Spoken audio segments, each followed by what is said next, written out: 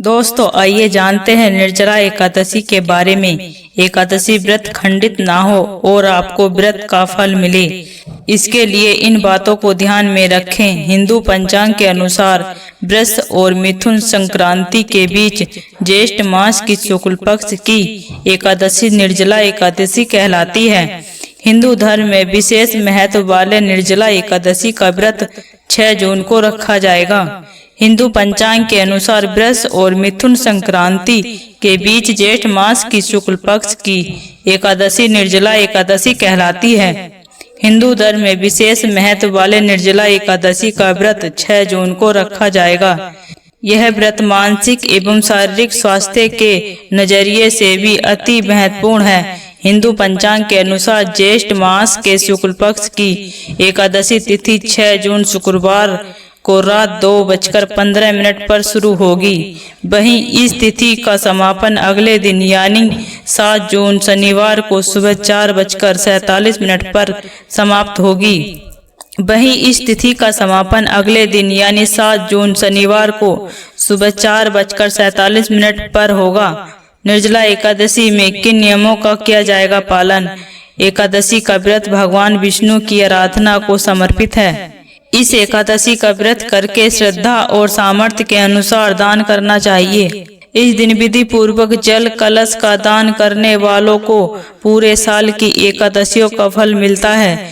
जो इस व्रत पवित्र एकादशी व्रत को करता है वह समस्त पापों से मुक्त हो जाता है।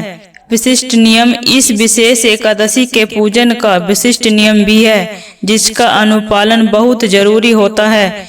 जैसे कि नाम इसके नाम से पता चल रहा है, इसमें निर्जला व्रत रखने का विधान है। यह व्रत सबसे कठिन एकादशी में से एक माना जाता है, इसलिए इसके नियमों का पालन करना बहुत महत्वपूर्ण है ताकि व्रत खंडित न हो और व्रती को इसका पूरा फल प्राप्त हो सके। दोस्तों, इस दिन अन्न का त्याग बहुत जरूरी है। इस दिन किसी भी प्रकार का अनाज पूरी तरह से वर्जित है। इसमें फलाहार भी मान्य नहीं है। व्रत के दौरान मन को शांत और शुद्ध रखना चाहिए। किसी के प्रति बुरे विचार नहीं लाने चाहिए और तीखा बोलने से बचना चाहिए। दिन भर कम बोलना चाहिए और हो सके तो मौन रहना चाहिए। दिन में सोने से बचना चाहिए। इस व्रत में ब्रह्मचर्य का पालन करना चाहिए और शारीरिक इच्छाओं पर नियंत्रण रखना चाहिए।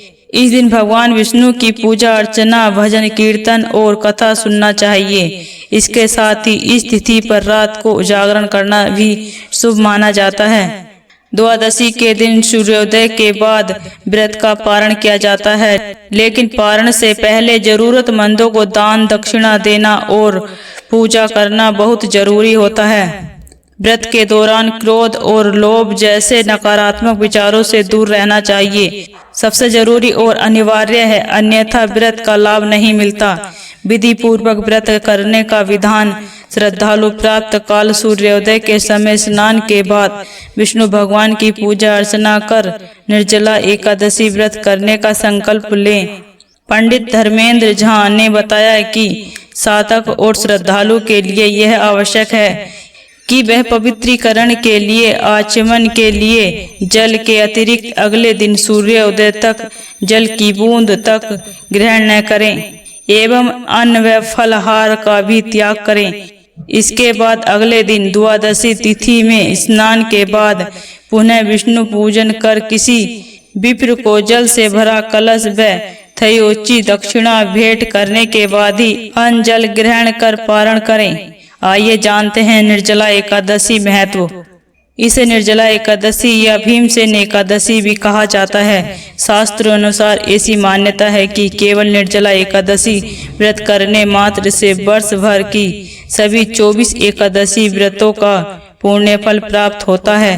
अतः जो साधक वर्ष की समस्त एकादशियों का व्रत कर पाने असमर्थ हो उन्हें निर्जला एकादशी अवश्य करना चाहिए।